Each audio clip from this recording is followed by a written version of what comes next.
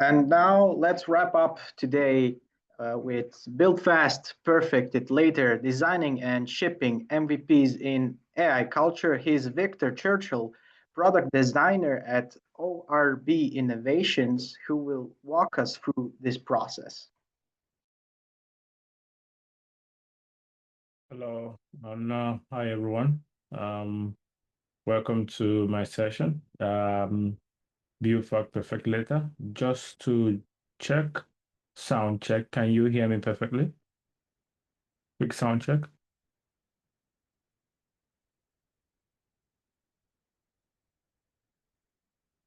Um, can you just leave? All right, awesome. Thanks, Anna. Yeah. So let me jump right in and share my screen.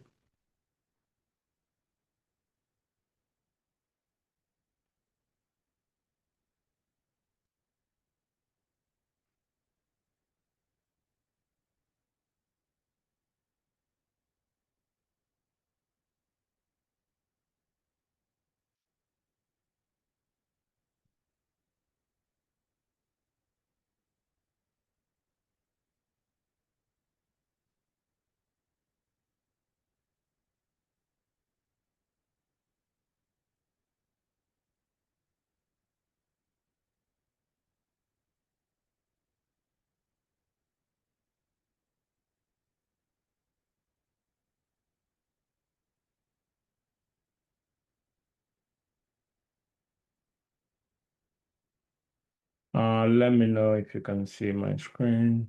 Mhm. I can see your screen perfectly. Awesome. Hi everyone. Welcome to my session where I'll be discussing and chatting with us about how we can build fast, build solutions really fast, and get to perfect it later.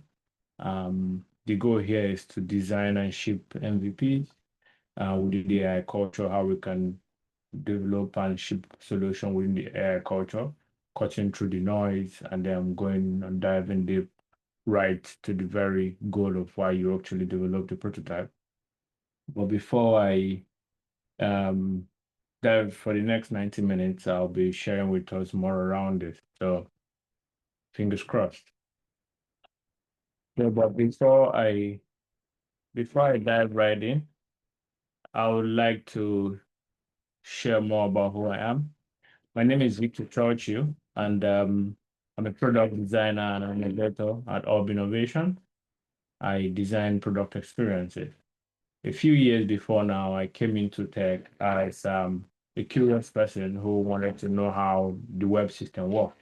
Started working with WordPress, and then from WordPress, I moved down to helping build solutions, improving front-end solutions, and all of that. And from there, I've been also been able to work across different environments, um, SaaS product down to startup and enterprise solutions. Today, I've been able to actually work on AI products that have been helpful, to people being able to use AI products to actually build solutions that people have been able to use. And I'll be sharing with you more about that.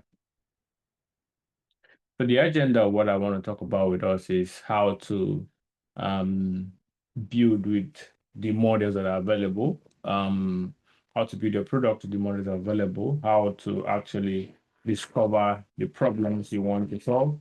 What do I want to solve? Am I just jumping on this product or the available vibe coding product because I want to I want to use them, or I want to find out how they work? Or do you actually intend to, improve your idea? Do you want to push your idea out there?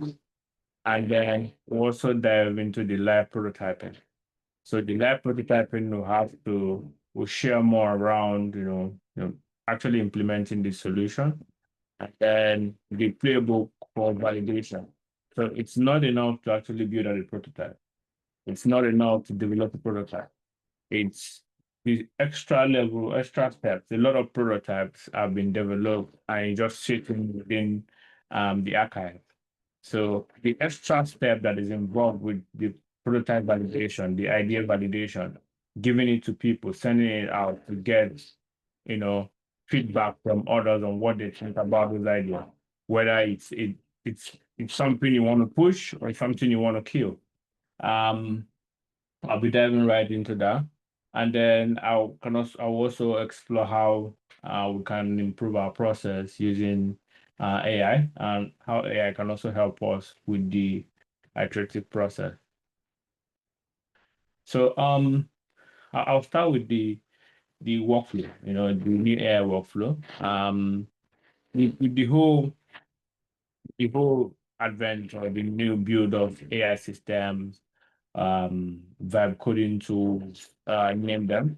AI was also made of to be able to ship ideas, something we had in mind to be able to build it out in a very short time. Sometimes ideas that would have taken you hours to actually develop, you can our months to actually develop, you can use hours to work on them. The bottleneck of building, the bottleneck is learning, not building, right? So a lot of people kind of misunderstand why some of these vibe coding tools are available. So most people also get to get hands-on and play with it. Whereas the most important thing is to actually develop a product and learn, right? Learn what people want. That idea you have, can I quickly get it out there and learn what people want? Do people like this? What can I change about it and move? Now, to build, it's easy. Like to get something from something, it's easy. It's easy to dive right in. But the concept of actually getting feedback, getting people to tell you if this, understanding the landscape of what you're developing, what the idea, what good it can make, it's an integral part of the process. Another part of this is, building with speed. So the AI workflow has also enabled us to actually develop with speed, right? We get to move a little bit more faster than how we intend to move before. So, but the key idea here is it's not just about developing the idea, right? More about what I wanted to share with us, or what I'm sharing with us, is not how you can develop this idea. It's more to share around testing the ideas, right? Be able to test it, know what to improve, get feedback, ship earlier, right? And not just archive some of those ideas that you have. And then also being able to validate your ideas faster and continue to iterate continuously.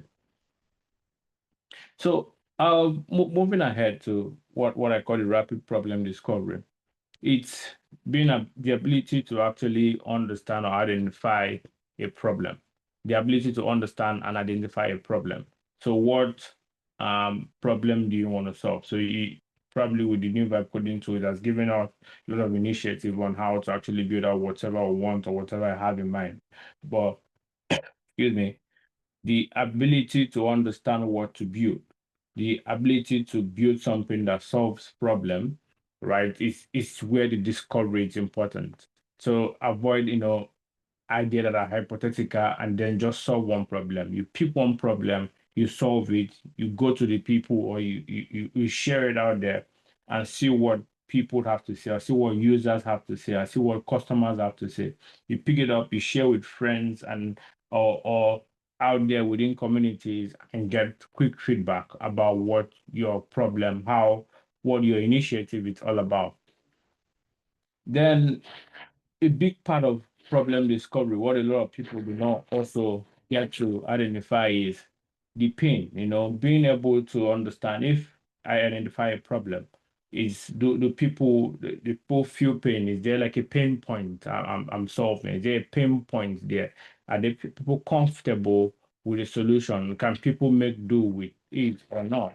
So if there's a pain, how often do people experience it? What's the frequency? How often do people experience this pain?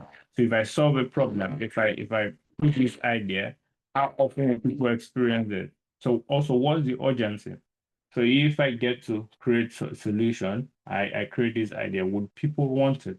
Is this something someone will want to use immediately? Is this something that can solve problem right away? Is this something that can provide a solution right away? How important, or what the value can it provide to the user, or to the customer, or to the person who is using the product at the very moment? And then are there current alternatives? Are there ways people are solving that problem at the moment? Are there ways they are actually providing, solving that problem? Are there tools? Are there products out there that is solving that problem for the user or for the customer at that moment? Identify some of the selling points, what they're solving for them, what are the pain points of those products, and then infuse that into what you're building and use that to discover and identify if the problem you're solving for is actually something it could solve for, or if you need to improve it and move ahead. So what the strategy we'll be using for this session is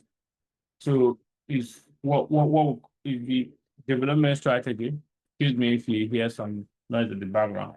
So the strategy here is the one job, one moment, one metric. What does it mean? So what is the single job users need the product for, right? What do they need the product for? So if you're solving a problem where people need to analyze the process, probably like a form where people need to collect data, analyze, and provide them a summary. So if you're solving one problem, you might have a lot of problems in mind, a lot of big complex system, but can you narrow it down to one problem and solve one problem before you actually build the other parts of the system? So from there, you can move, if you actually build a product that provides or solves one problem, and then you can move ahead to test it with users. So can you identify how they use it? Did they get to did they get to use it and it provides value to them? So what's that moment of value? If you develop the system and someone used it to actually probably a job portal, and someone actually used it to apply for job, if you vibe code, a form system, a tax list or something, and someone uses it to actually document some of what they want to do, do they actually provide, do they see the value at that point, or just using it for the whole testing sake? And then one metric means if what are the signs that prove that the value is real? So if it provides value for them, what are the comments? What are the feedback they provide for you? Is this something someone will be able to pay to actually use? What kind of problem is it solving for them? What kind of value is it providing for them? What area of their life or what set of challenge do they have that this value has actually helped them, improve? So by identifying this, you will know if your metric or if the problem you're solving can move a needle. So identifying one problem, one job, one moment of value, and then measuring that metric as much as possible across different users, across different personas. Then another part is once we've successfully kind of identified the problem we want to develop or what we want to solve, we'll go ahead to, we use AI tools for ideation. Once we understand a little bit of the kind of problems we want to solve, we can use AI tools to, analyze the problem statements in different ways. So if I'm providing a to-do list, how do I preview it? Do I make it such that people can actually share it across? Develop at least about 3 problem statements, and then analyze it and see what makes sense to you. And then also develop through user persona. What kind of users do you think would use this? So for every product, there are type of users. It might be important to everyone, but there are people who they are specifically important to, or who would actually find value in using the product, right? So develop this kind of persona and find the most valuable personas you can actually provide value to. And then develop concepts around that, and then pick what's the strongest direction, and then move with it, and then test and provide, get feedback as much as possible. So while developing a working prototype, a lot of us would have heard some of these tools available like the Windsurf, Replit. So Windsurf is more for people who have an understanding of code. Replit would also help you if you have a bit understanding of how code works. You don't have to have a deep understanding, but if you have a little bit of understanding how code works, this can help you, right? But tools like Board.new and V0 where you can just prompt, add words, and then you can use it to actually solve the kind of problems you want to solve.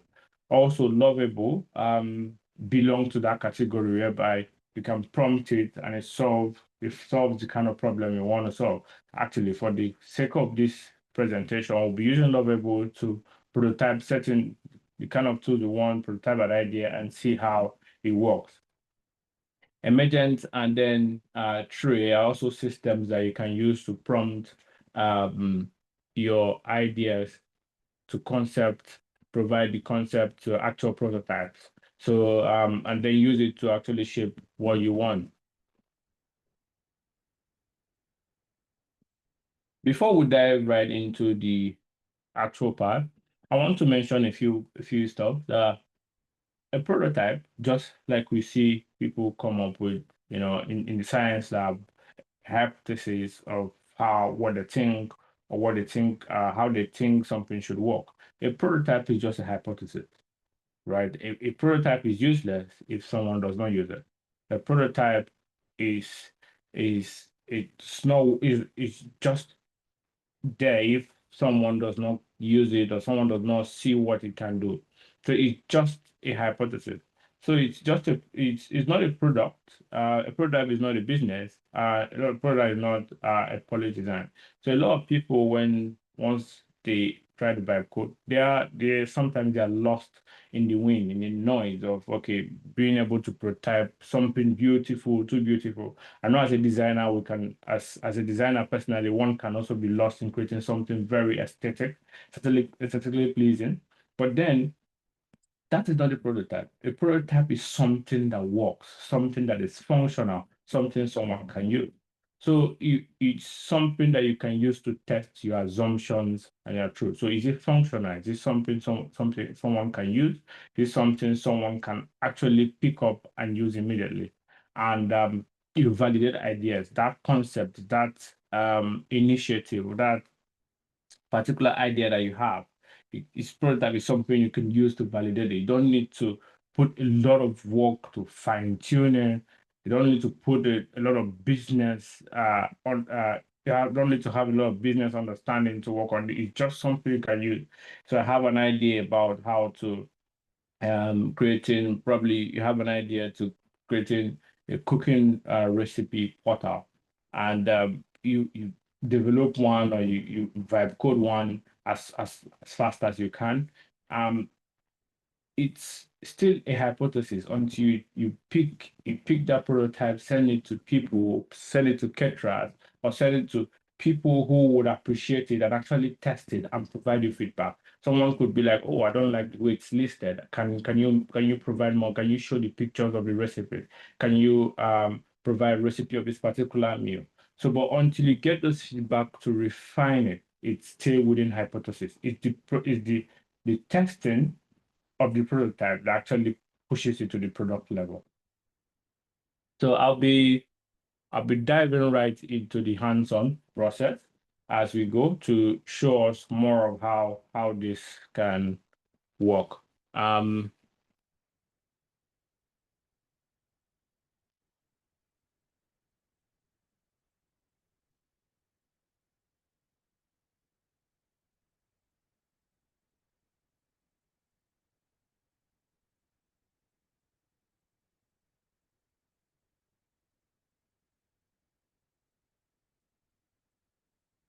Can we still hear me?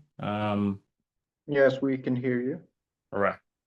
And the presentation is good also. All right.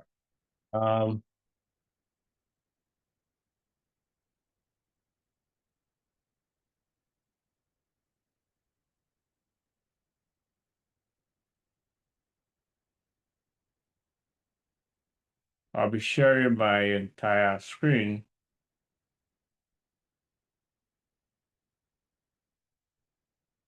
let me know if you can see my screen. Yes, we can see your screen now. All right. So I'll be diving right deep. First of all, I want to go through a product I've coded I worked on, and after that we can go hands-on.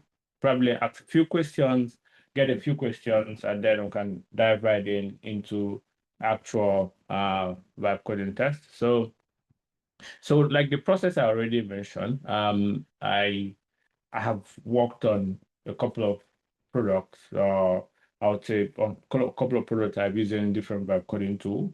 One of my most favorite is Lovable because of how fast, this is no a promoted one, but it's because of how fast it turns around in new features and also the feedback process.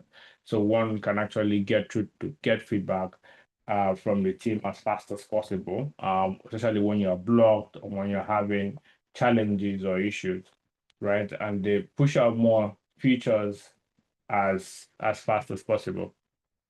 So sometime earlier in the year, I had a friend, a close pal, an associate, come to me. They were writing construction exams and construction tests, and some of what they needed is where to work, where could help them, prep for some of these tests, especially since they have available some of these questions could be found in different places. He needed a centralized place whereby he could prepare for some of the exams. So for those who don't know, for if you want to get into the minimal set of construction, even as a laborer, you have to write certain exams and pass like the health and safety certification. Until you pass that, you can get again access into a site. But that's not the main topic. The idea here is that they were preparing, he was preparing for this, and then he had an issue in actually getting resources to prepare for them, right? So while also searching for places we could get access to questions, resources in preparing for his test, it struck me, right, that okay, there should be a place whereby you could actually get access, prep for what you want to prep, which gave birth to the HEC operative test, which is actually online on cbtpracticetest.com. So I've coded this into action. So the idea is, well, as a user, you could come, jump in, and actually take some tests. But recall, I actually take some practice. But recall what I shared with us earlier, that it's not just having to work on it. You have to get someone to use it. Or until you get people to use it, you can get feedback. So I've coded it was really looking nice at the very beginning. I liked it at first, but I needed to get feedback. It took several stages of iteration. So I'll just move that, go right in here. So from here, you see users could jump into the app, test, take some few mock questions. So ideally, you can jump in, you see some few more questions like, okay, these are home or kind of what you call construction related question. You can take, okay, who's responsible for site management? You can select answer, check answer. The process or the app tells you if you are wrong, correct or not, and then if you're correct or if you're wrong, and then you learn with a little bit of an explanation on why the answer is so, and then you can move to the next stage. But then again, I found a solution around this, and then it had a lot of questions. I had to kind of source questions, source resources, and bring them together into one solution. But what I wanted to test was how people found the solution useful at first. So I had the list of questions people could test. So I opened it up and people started testing, and I noticed that a lot of people jumped in to actually test. So, but one thing that a lot of people don't also speak about is the memory. By the time people start using your product, by the time people start getting access, if a lot of people start jumping on it, began to use a lot of development space and all of that, and which you also need to improve. And then which led me to actually add some level of now validated that it's something people wanted. I've also tested with user and added a little bit of access to it. So added is such that if you're preparing for some of these tests and all of that, you could practice some of the questions which I've already categorized into different categories, like the general responsibility, accident and reporting, right? The health and safety and all of that. And you could practice different categories within different categories, understand what you want and where you are lacking behind and all of that. So because I found people who needed it, so I gave a way for people to assess test question. I saw that people were clicking. So this is a benchmark of testing. So people were clicking to take more free test. And I added a limit to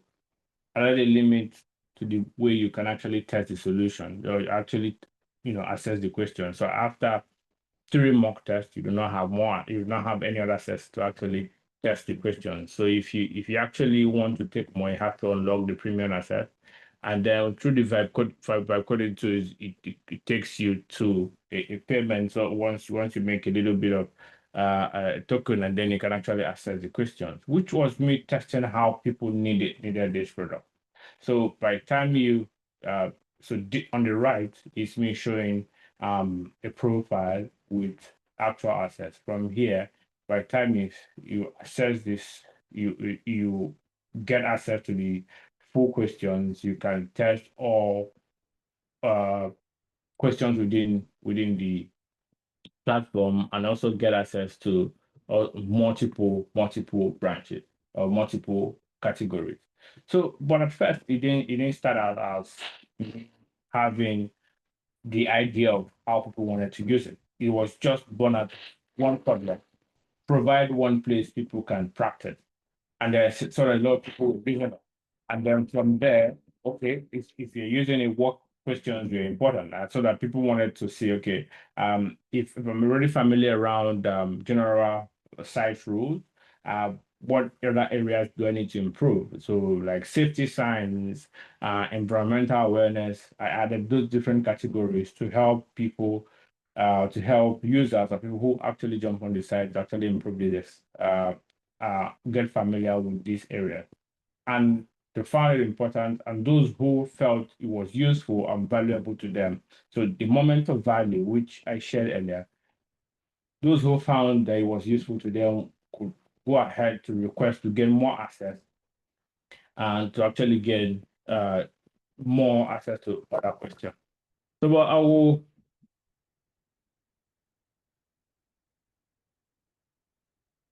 I'll dive right in here, so you get to see. So this when I worked on this product, I shipped it from Lovable down to GitHub. So I stored everything from Lovable down to GitHub. From there, I've coded everything, moved it to a production environment, connected it to Superbase, which is a database platform you can use to actually store data and manage it from there.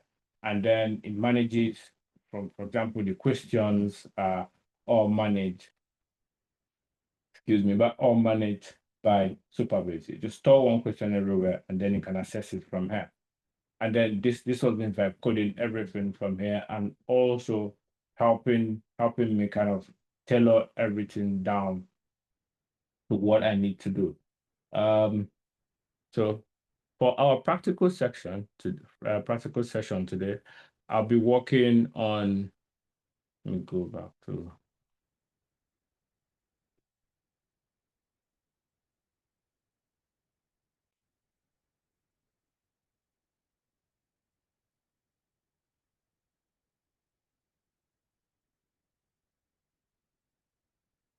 Yeah, for our practical section today, I'll be diving into creating a personal form, and getting people to actually vibe code on any tool that you want. I'll share the link, and then we'll get to play around it, ask questions, and they'll move from there. But I'd like to pause here and see if anyone has questions, clarifications before I dive into that session, and within the comment section.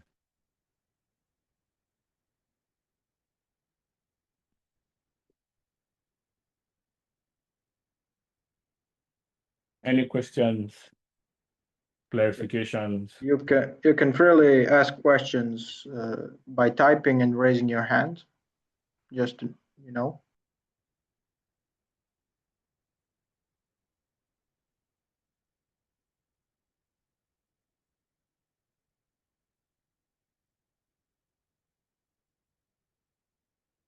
All right. The absence of question, I'll dive. Let me see. Yeah. Yes, I have a question, if that is Right. okay. Yes, please. How do you validate demand before building the full product? I didn't get that. Yes. How do you validate the demand before building the full product? All right. So that's a great question. I mean, when you have an idea, right now you don't get to validate. You have a lot of resources out there. There are multiple ways to validate demand and see what people need, what they want or not. So you could ask people within the problem space, right? You could ask people within the problem space. If I'm creating solution for people within, for example, if I'm creating solution people, let me use an initial example that I used before for caterers. So I could share ideas about this within catering communities and see what they hear what they say. But then again, it's the idea here is not been the ability to validate it before building the product. AI tools are giving us the ability to actually go from those ideas that we have and developing like that prototype in a very short time. So instead of you don't have to hire a product team to actually build out the idea, right? So with this product, you can actually build out a prototype and actually go to do the validation. So you actually can share this very simply into communities, share it on social media, share with friends who or people who you feel this your solution will actually provide value to. So if it's a niche product, you can share with them and get people to actually test it. It's free. You could call people to use it. If you're building a tool where people could get matched with merchants or plumbers or related maintenance people, you could just share and help get them, call them, reach out to them to jump in, let them get to use it. Reach out. You have to use the manual process of reaching out to those people and let them get to use it and share the thought and share thoughts with you. It's only by actually getting people to actually jump into it, using and sharing the thought, that you get to validate if it works or not. I don't Yes, know if that thank answers you. the question. And one also quick question. I don't know if you're gonna explain that in your explanation later, but what's the biggest challenge when building the test practice platform? Oh, the biggest challenge. Yeah, the biggest Um, challenge. there were a lot of challenges at different points in time.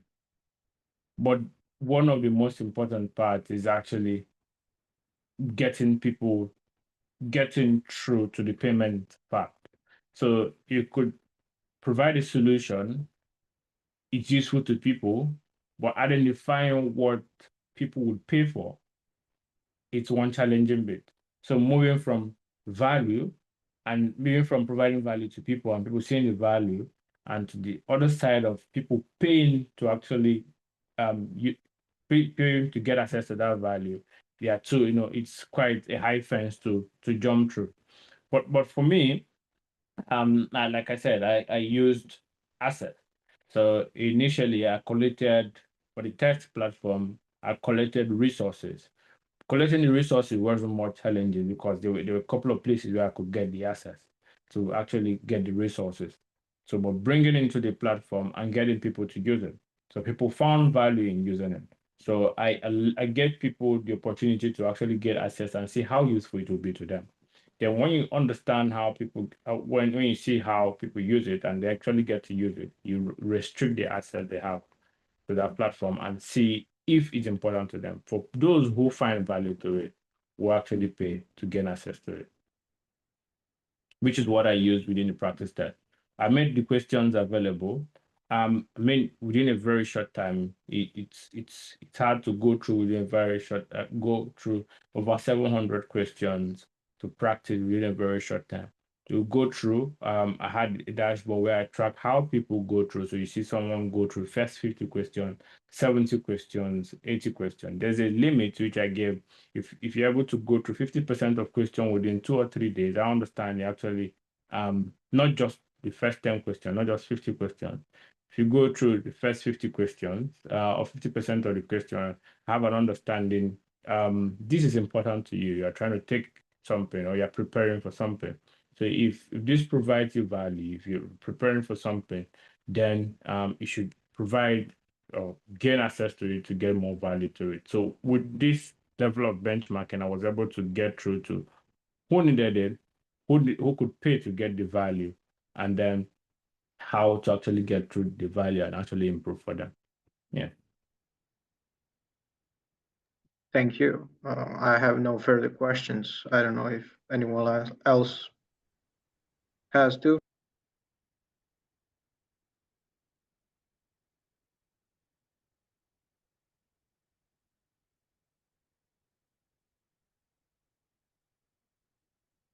All right. In the absence of any question, let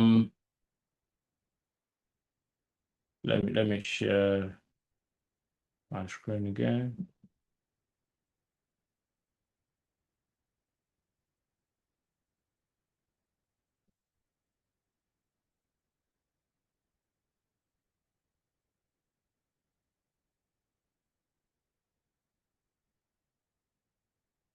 Let me know if you can see my screen. Yeah, we can see your screen. All right. I'm prepared to use Lovable to show us through some of what's possible. But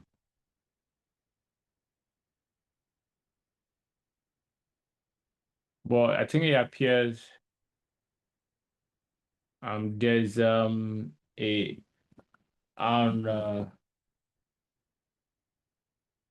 an international downtime with Cloudflare, which is disrupting some of this. So, like I said, there are a lot of tools available to use. So we're going to be using the emergent.sh. I think we can actually use that for now since Lovable is down. So I've taken the liberty to actually work on something. So here is prompting a form to life. So some of the mistakes people also make from the beginning is having to ask in the way will maybe chat with ChatGPT is asking make me a form or make me a website that shares a form. The structure to some of what we have is you can use ChatGPT or other platforms or Gemini to improve your prompt. So that it can be direct and clear with what you want out of your solution. So if you look at the prompt I shared here, I think if possible, I can start all over again.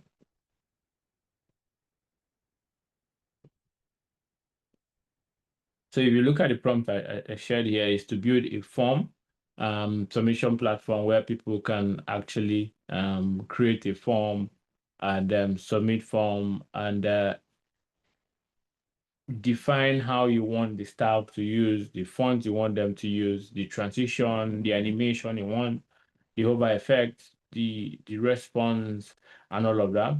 And so some of this, you make sure it covers some of the functionality you're looking for. It covers the UI and style of what you want. And then he also goes further to cover more like the structure of how you want the information to be stored. And from there, you can actually you can structure it based on how you want it. So giving it defined metrics, giving it defined prompt on what to do is a step to actually. So now I created a form by just one prompt, create a form, and then from here you can see I can add from say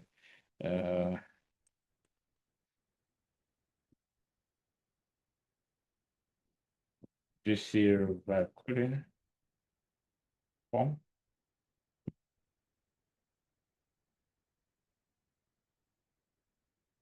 And it creates this to read. The whole essence of this, I wanted someone to be able to gain access to this. So I can create a form and then share it. So someone can also share information using this form, probably Joe, and then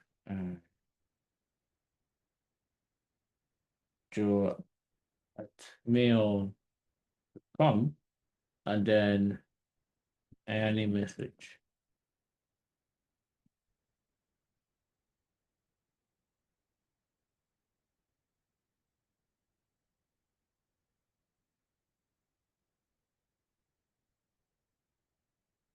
So from here, you can actually get access to the form. You go back to view all submissions. You see all the submissions that is coming through with any form. So if I go back, I select this to enter information on this form, test information, test at mail.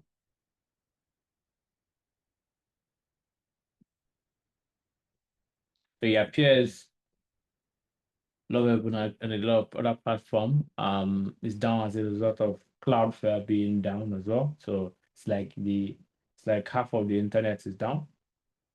So which is why a lot of features on Lovable right now is not working.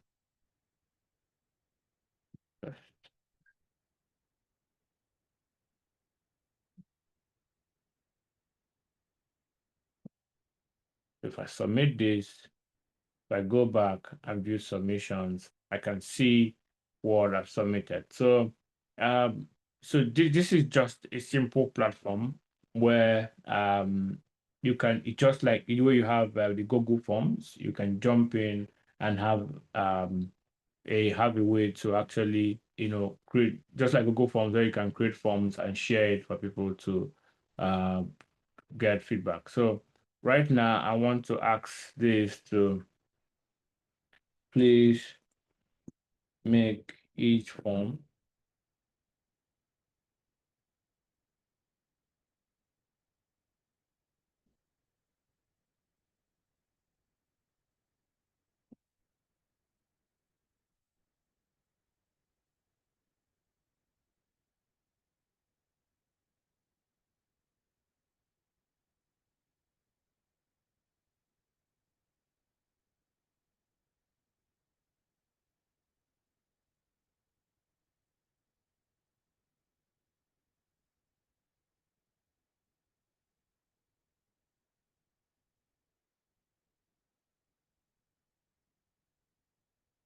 so now prompting is such that it could make it easy for one to actually customize each form. So when I click to view form, I wouldn't just see name, I wouldn't just see email. I should be able to actually add my form. So I'll allow it to actually process through it. One good thing about emergent.sh is that they have agentic processes that can actually try to understand what you're looking for, ask you questions, and get to simplify for you. And the good thing about this is that if you push, if it develops a solution for you and you don't like what it's coming up with, you can just go ahead to roll back. You can roll back to the previous version and get to improve as you go. So while we wait for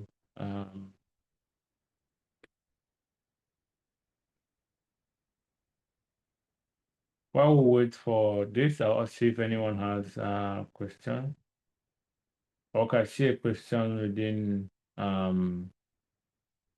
anonymous. So if you build, question is, if you build something in Lovable, are you binded to their service and hosting, they generate proprietary code, or can you export the whole code to usual programming language like Python plus front-end framework and run it anywhere independently from Lovable? If not, do you recommend any other tools like GitHub Copilot, but with ease be used like Lovable, right? So to answer you, Lovable has the system whereby you can actually link your GitHub profile to Lovable, and then so for example, this I don't know how much of the information I'll be sharing here, but this is the code base of what I worked on with this.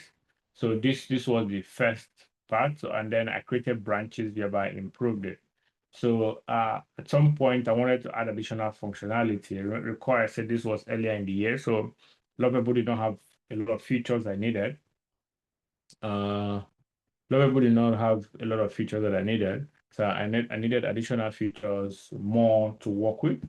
So I pushed it to GitHub. I downloaded it, or pulled it to my local system, connected it to Cursor, and used Cursor to actually integrate some of the system. As at then, I wasn't able to integrate the Stripe payment through Lovable. I was having a lot of issues integrating it with the database.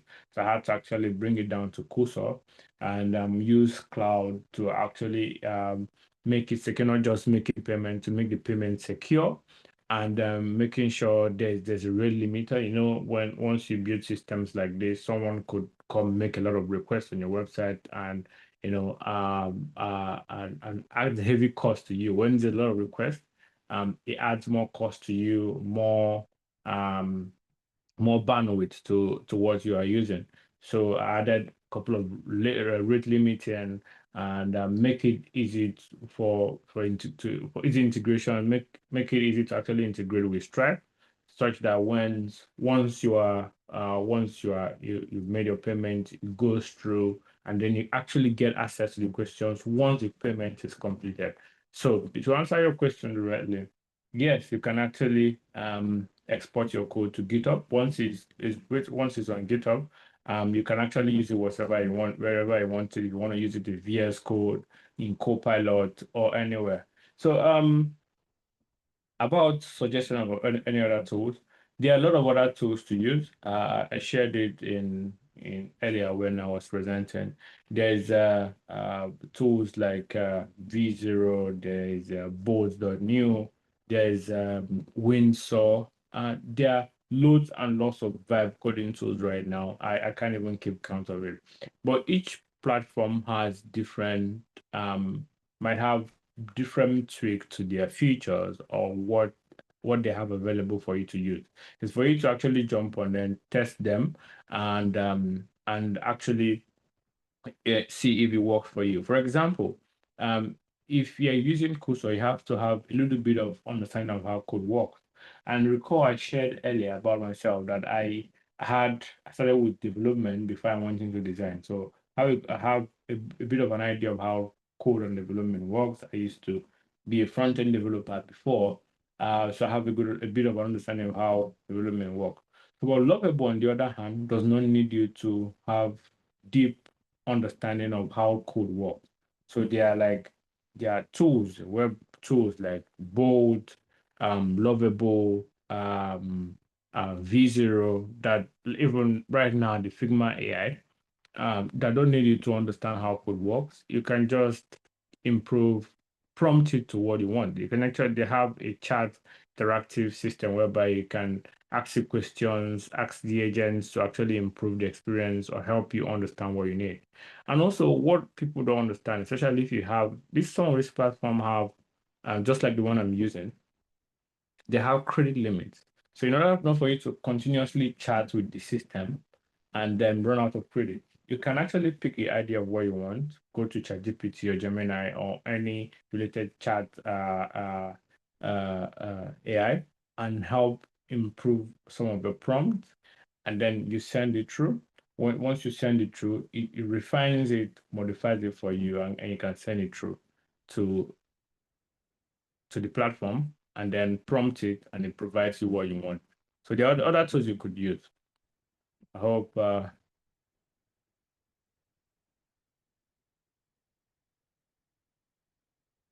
able to answer you.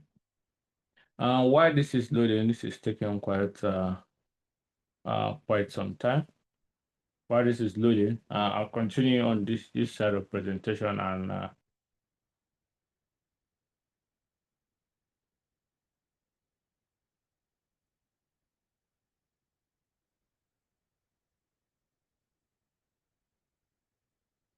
wait for it to load. I think there's a lot of internet outage in a lot of places. Let me share again.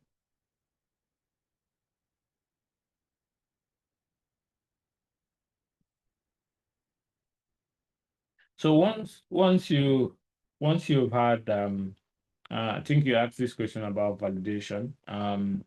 Once you've developed the idea and prompt something to action, you see that it's working. It's sorry to say, but that prototype is useless if someone does not use it, right? You can't tell if your idea is working, if it makes sense, if it's mere sharing the idea with someone does not. You have to develop the concept, and by having that concept, that prototype, if you don't get someone to use it, it's useless. It's not, you can't tell anything. You can just be working on it. So one of the good things about validation or testing is by getting people to actually provide feedback. It helps you understand that I'm not just whatever in my mind I'm working on, or whatever idea I have working on is something people will need. It's something that will help someone. And like I was sharing earlier, a good method of actually getting validation is share the idea on social media. I know it's quite a difficult thing for a lot of people, but just share the idea on social media. You might just get 2 people, might just get 2 users, might just get 5, might just get 10, depending on your social media profile. But you will get at least 5, 6 people to actually share it across different social media, get people to actually test it, you can share within, if it's a niche product, you can share within communities, get them to actually use it. When you get them to actually use it, test it, they will tell you, oh, your login is not working. Oh, your button, your form is not working. It's from there that actual feedback comes from.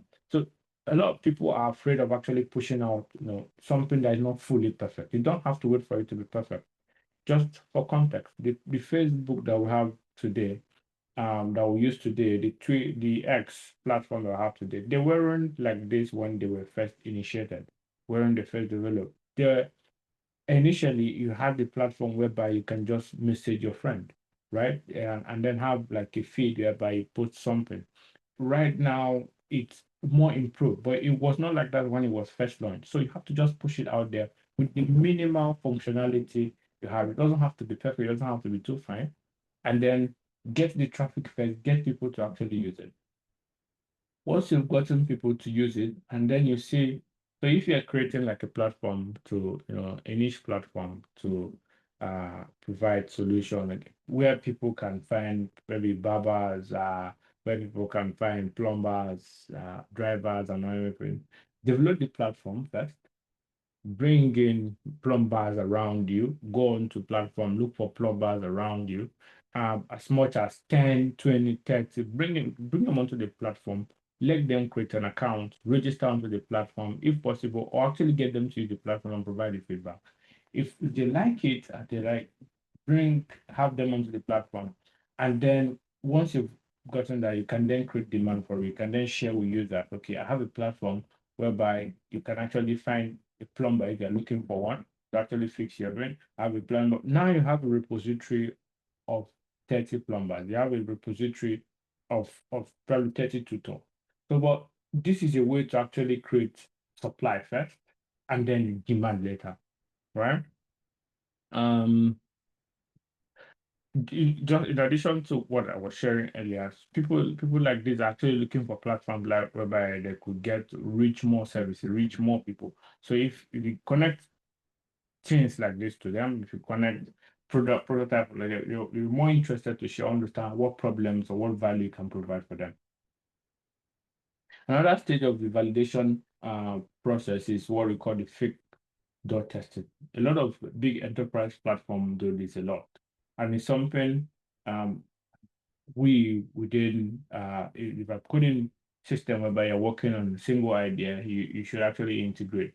So I used it during the testing. So when I was working on the CBT practice test that construction workers needed, um, I had a place whereby people could just click and practice questions. You could just come into the platform straightforward on the platform. You could see take tests.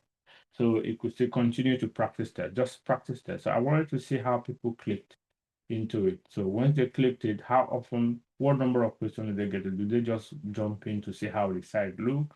Do they actually go through the question? So from there, see what's important. So it's another way of validating if people and they see how so how deep they get into your product, see how often the frequency they get to use it. And from there, you can see if it's important or not. And then you get to share with more people for them to use it. And then if as much as possible at the very beginning, reduce friction on prototype. You are getting people to test it. It's not a product yet. It's an idea you're getting to work on. You're getting people to validate on. Remove the friction from there. A lot of people can actually vibe code a prototype. There are a lot of people on the internet that can use different tools to vibe code a prototype. You want to validate if your idea works as fast as possible. So as much friction we reduce as that, you enable the user to actually use it. So if it's possible, if you don't have to actually use logins, take it out, right? If you have to use logins, why not integrate SSO where people can just with one click connect their email address, connect their email or Google account, Yahoo account, or whatever SSO you want to link to it, and then jump to the platform, right? At that very beginning, remove the payment. See, I know it might be, you've taken time to work on something, but then remove the payment. Let people actually use it and see the value, right? By the way people use it, you get to learn and see what value they can get. So also reach out to people manually. Sometimes you get to see people use your, I implemented this process a lot while also working on a couple of other products.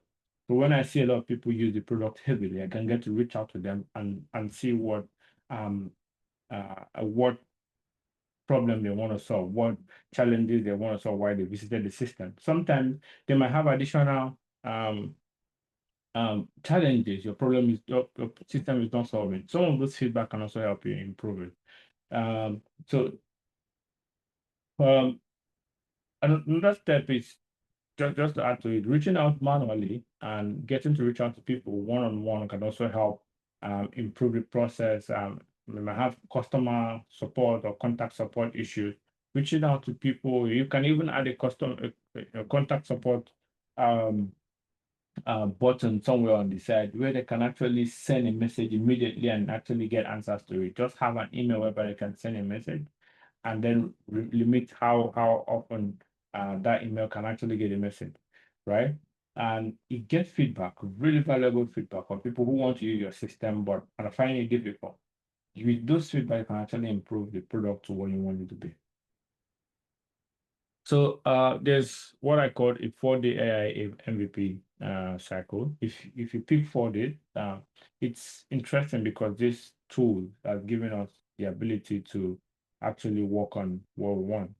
So if pick a 4-day MVP cycle, generate a couple of the ideas you want, right? Pick one, build a prototype for it, go out and validate it, analyze it. And then once you see that the prototype you're working on is getting traction, if you don't know how, if you have a lot of development you don't have a very good understanding of how to code the deeper side, you can at that point see that okay, I'm getting traction on the application, I'm getting traction on prototype, I have over 100 people, I have over 300 people using the application. You can get the expertise of maybe a developer, a friend or something to get to help you who understand how development works and get to help you develop it, and from there you can push it and grow with it. So you analyze before the AI MVP, you analyze the build prototype, validate it, analyze it quickly, get feedback, kill or grow. So what's not working, you quickly take it out. What's working, you try to improve it and test again. The more it's easy to build now. The more you prompt change, the more you test it, remove what's not relevant, and keep what's relevant. So I just go back to our tool and see if it's done. All right, let me share that side of the screen again.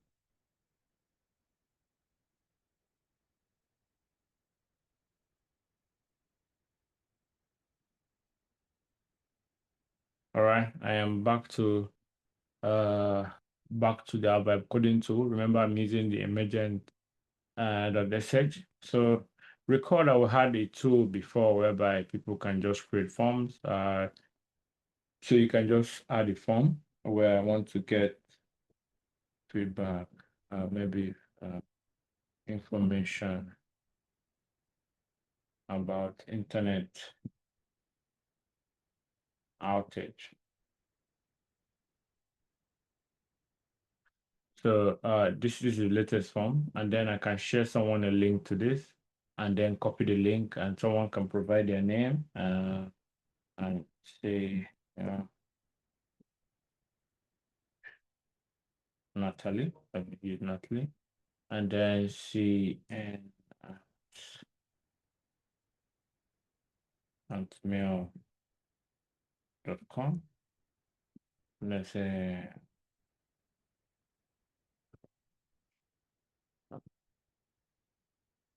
like the internet offline cloud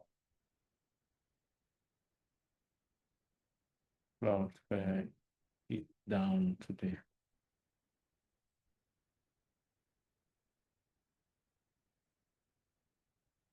So you could give people information, and then you could go and see what people are looking for. So if you view submissions, okay, be back to refresh this.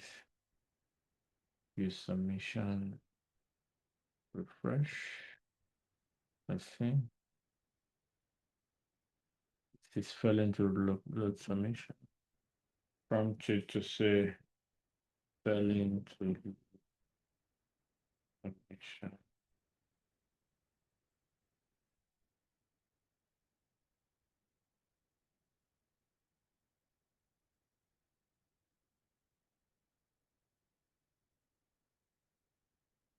Then failing to load submission. Please fix this. So why I run out of credit on this is lovable back online. They're still out. All right, so back to what the intent think is failing to load some of the submission. So the last prompt where I sent it, I wanted users to be able to actually edit the forms they share. So initially we had the system whereby if we share a form, it just had name, email, and a message. So I wanted it such that if I was sharing this information about internet outage, I can actually edit the field. So right now there's a button to edit the field, right? So I can decide to say I don't want your email address, or I want additional information like say type of outage, and I can decide to say it's a drop down and then provide a couple of information, and you get to preview this, and then this customizes this the way you want it, where's the type of outage. Probably let me select a couple of drop down internet outage, cloud.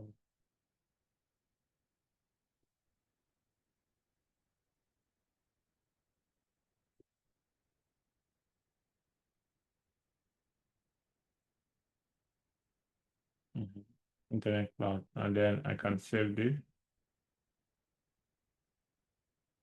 So when I go to view this form now, it has information about this. I can share anything, I can write anything into here, and then I, yeah,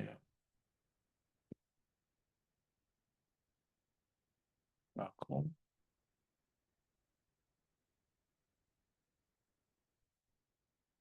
And still failing to load submission. I run out of credit on this here. I think there's a big internet outage, and then I do not have have premium account on this internet emergent. So, but the idea here is that you're able to actually improve this form, right? You're able to actually improve this form, and then when you are sharing it, it has the new information, and we just prompted this to action. We can customize it as much as possible, and then improve whatever you want to add to it. So the idea here is that it's easy to actually build now. You can prompt any solution or prompt any prototype you're looking for. But then once you've done this and then you leave it at this, it's almost useless. It's more like you testing if the system works. Where it's important is once you click to share and you send someone that is looking for forms to gather information, you see someone that is asking questions about information, just send them this form and say, okay, so you're asking people to gather information, or you're questioning information from people. Why not use this form to actually get it? You don't need to do a lot. I can actually help you customize it to what you want. And you can see them get to use it. And after this, you share it more, get other people to use it, get the traction, and then what after this, you can get to improve it and move ahead from there. Share back.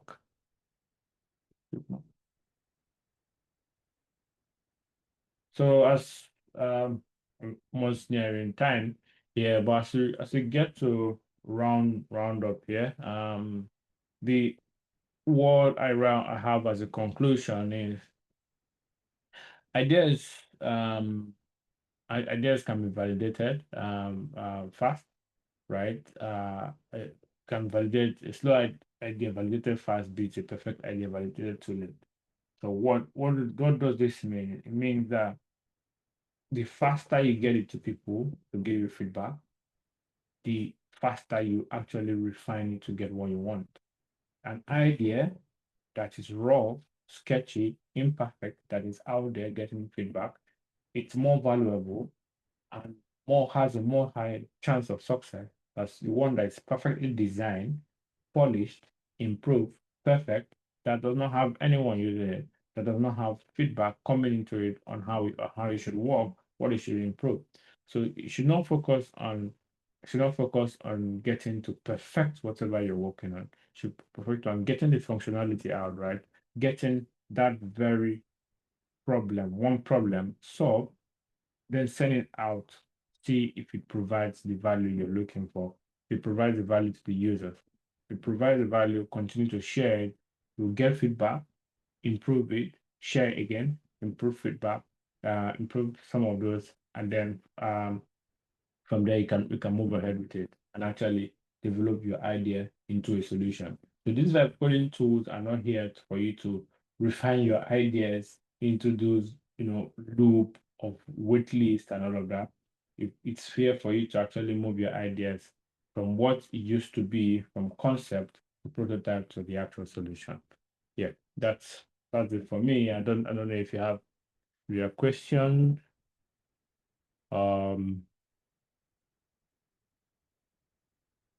Questions, verifications.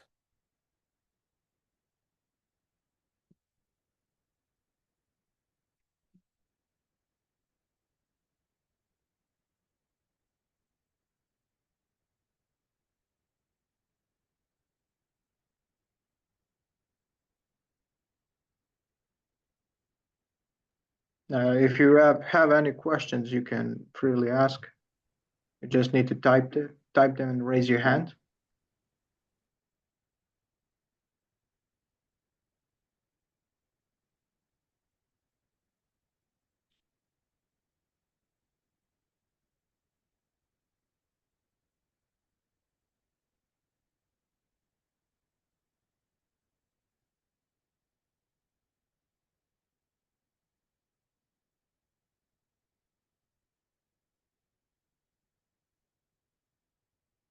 Right.